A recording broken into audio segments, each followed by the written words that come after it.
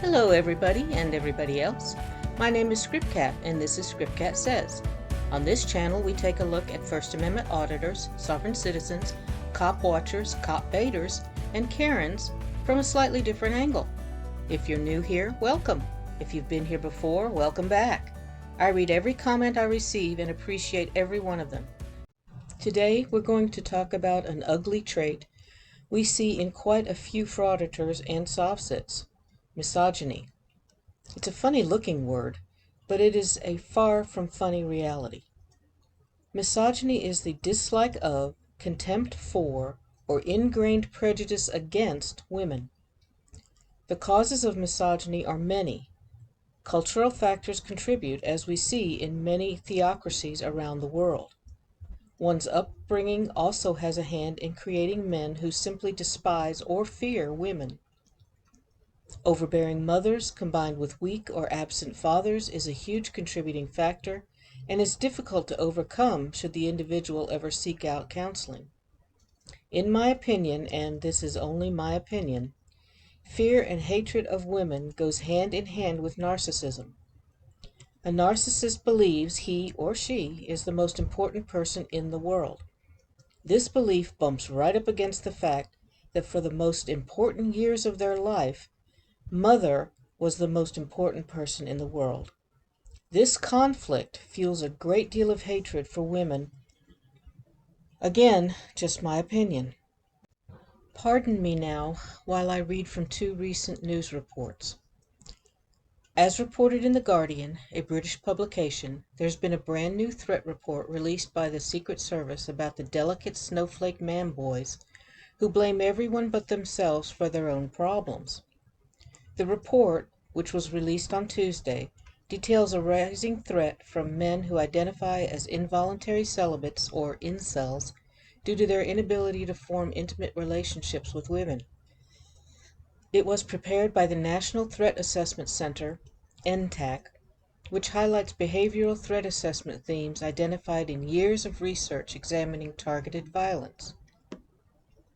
The report's behavioral themes include concerning and threatening communications, concerning online content, chronic and acute stressors, elicited concern in others, interpersonal difficulties, threat of being bullied, financial instability, failed life aspirations, and lack of consequences. CBS News also reported on the Secret Service study, stating, since 2014, attacks inspired by the incel movement and spanning the U.S. and Canada have left dozens dead.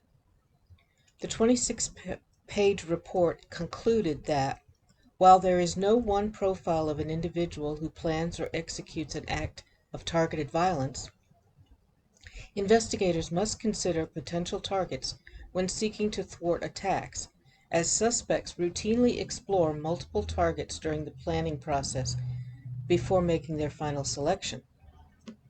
Links to both of these stories are in the description of this video. Now, how does this relate to our frauditor and soft-sit friends? Here I have to be careful with what I say, as words like defamation, libel, and slander could creep into the conversation. However, we know of people who have been accused and even convicted of beating their wives or girlfriends, molesting female children, focusing their cameras on women during their First Amendment audits, and speaking to women in derogatory language. I'm sure a few names have already popped into your heads. While this video isn't specifically about incels, incels are far and away misogynistic. Let's see what Dr. Grande has to say about incels. Hello, this is Dr. Grande. Today's question asks if I can comment on the mental health, personality, and behavior elements of the community known as the incels, so the involuntarily celibate.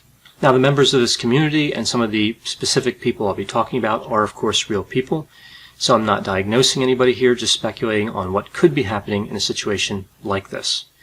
So, as I indicated, the term incel stands for involuntarily celibate, and I've only really ever heard this term referring to males who want to have sex with females. I suppose it could be used in other situations, but again, I've only heard incel used in that way. So the word involuntary, of course, means that someone doesn't have a choice. And in this case, the word celibate means not having sex. Although the original definition for celibate meant someone who doesn't get married. So the not having sex part was really implied with the not getting married part. Now, the incel ideology, I'll just call it that, ideology, is distinct from the MGTOW ideology. That's the men going their own way community.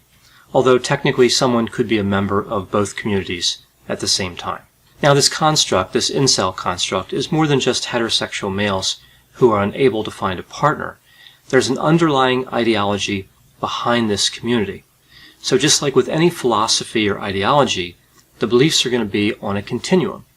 And there are people who identify themselves as incels who don't necessarily believe in the more extreme elements of this ideology. It's worth noting that some of the incel forums restrict the posts containing violent or extreme views. So we see some self-regulation in the community starting to happen. In this video, I'm really going to be focusing on the incel ideology in the context of extremist behavior. So what does this incel ideology look like? Well, the first thing to understand is it's not a well-organized community. It mostly exists online, and some of the online communities have been abolished or restricted. And we saw this with Reddit some time ago. They banned the incel subreddit. But even within this fragmented community that is not standardized, we do see some literature detailing some of the more common beliefs of this group. So as I mentioned before, the incel ideology is more than just men frustrated because they are not successful at finding a female partner, but rather it's a form of male supremacy. Members of the incel community, I'm just going to refer to them as incels. Incels believe that they have the right to have sex, and that when women are not attracted to them or withhold sex, those women are violating those men's basic rights, the basic rights of the incels. This group seeks vengeance against women in general for this behavior, but they direct a lot of anger toward the most attractive women. They refer to these women as Stacys. And they direct a lot of anger toward the most attractive men who are having sex with the attractive women. They refer to these men as Chads.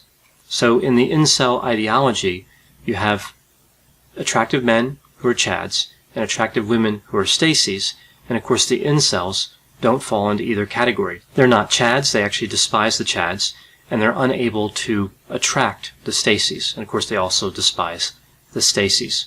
Now, specifically looking at some of the incel groups that focus on vengeance, we see the incel rebellion and what's sometimes called the beta uprising or the beta male uprising. So what we see here is that the incels believe that a relatively small number of very attractive males have sex with attractive females, and therefore the incels cannot compete with them, with the people they call Chads, and they cannot have sex with the people they call Stacys. They believe that these men have an advantage because of online dating sites and social media sites that tend to focus on attractiveness and not on other areas where the incels may have an advantage of their own.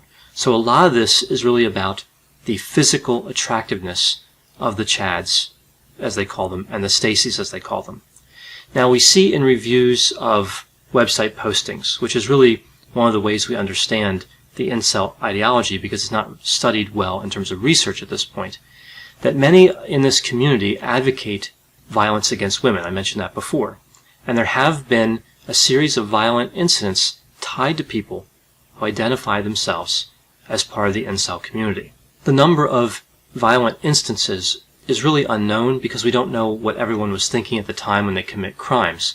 But there are a few crimes, specifically murders, that seem to be clearly tied to this ideology. Probably one of the most well-known occurred in Isla Vista, California on May 23, 2014.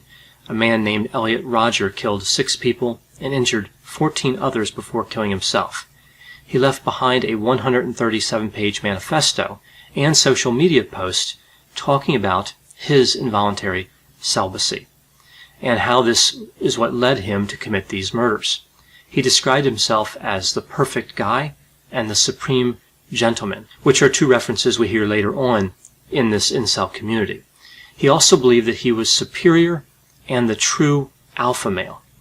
So he had some really strong kind of extremist beliefs. In Roseburg, Oregon, on October 1st, 2015, we see a man named Chris Harper Mercer killed 9 people and injured 8 people before killing himself. He also left behind a manifesto that mentioned how angry he was that he did not have a girlfriend, and that manifesto mentioned Elliot Rodger.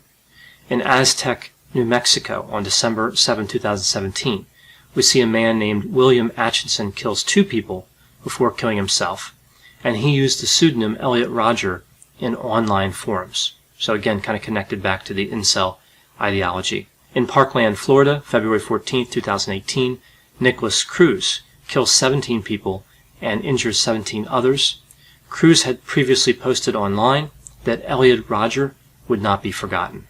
In Toronto, Ontario, April 23, 2018, a man named Alec Manassian drives a van through the North York City Center Business District, killing 10 and injuring 16 people. He was arrested after trying to provoke an officer into shooting him. We see that he made social media posts where he referred to the incel rebellion and to Elliot Rodger. And the last one I'll mention here occurred in Tallahassee, Florida, November 2nd, 2018. A man named Scott Byerly killed 2 women before killing himself. It was later discovered he identified himself as an incel, and he also mentioned Elliot Rodger in social media postings. So with all this in mind, we see a great deal of disturbing behavior, murderous and criminal behavior, that's associated with some of the people in the incel community. Which brings us to the idea that there may be mental health and personality characteristics that are different for this community as compared to the general population. So first, looking at the personality aspect, I'm going to use the 5-factor model to describe the potential personality profile at work here. So the 5-factor model contains 5 big traits. I remember them through the acronym OCEAN: openness to experience, conscientiousness, extroversion, agreeableness, and neuroticism.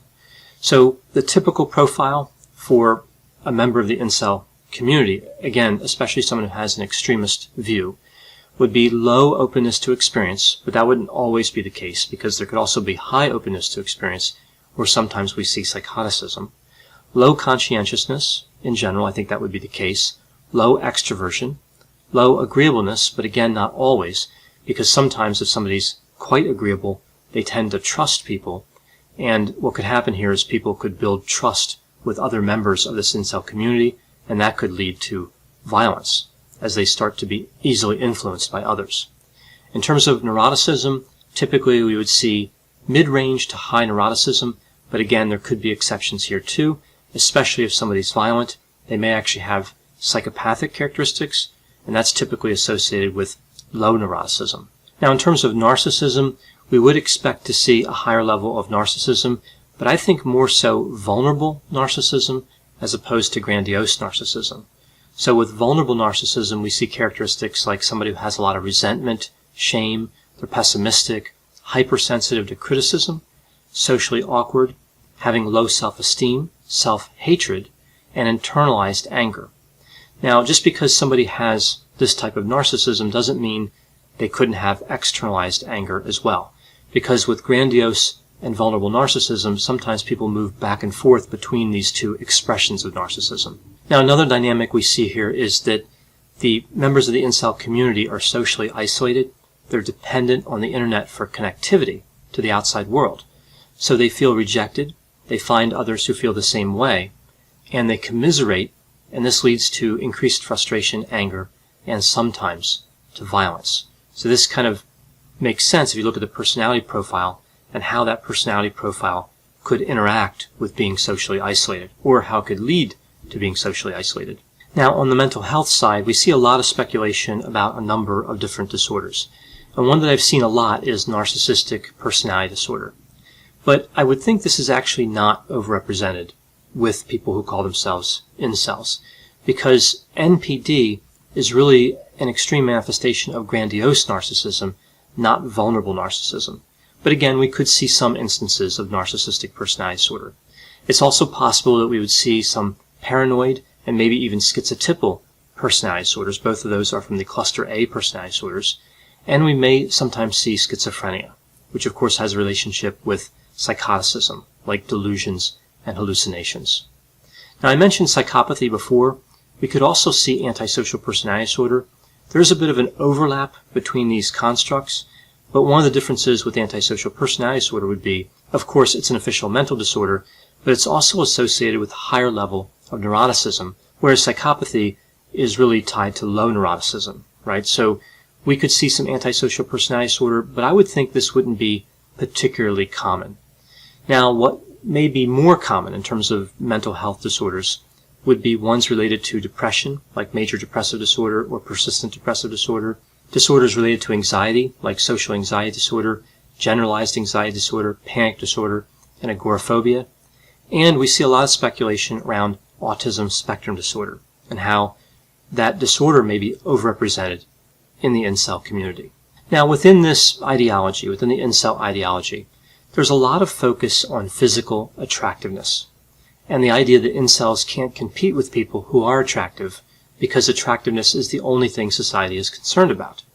Physical attractiveness is an important predictor of successfully forming a romantic relationship, but it's certainly not the only predictor. My guess would be that for many of these people in the incel community, their mental health symptoms and personality traits contribute to them having trouble getting out to meet people and contribute to them being rejected. These same mental health symptoms would also magnify the effect of rejection. So put another way, we would see a low level of resilience.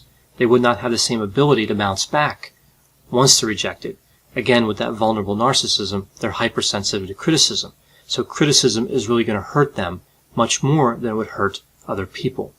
And I think this is what sets off this kind of cycle of social isolation and maybe, in some cases, moving toward more extreme beliefs. So one question I hear about incels quite a bit is, are they dangerous?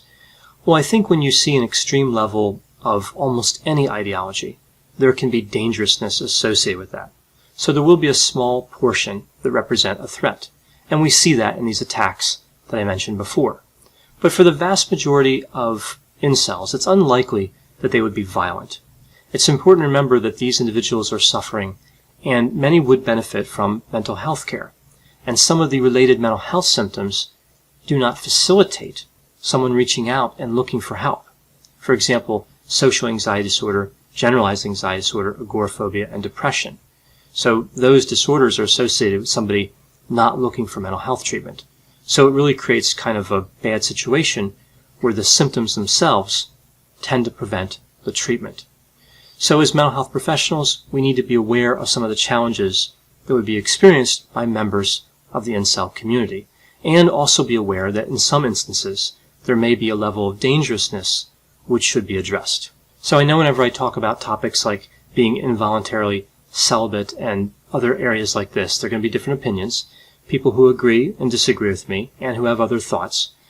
There is a terrific video on the etymology of the word chauvinist, which dovetails nicely with this video. However, including it here would have made my video much too long. Please let me know in the comments if you'd like to see a part 2 to this video in the future. Once again, thank you for joining me in this look at misogyny. Come along with me next week as we once again take a look at what makes our friends tick.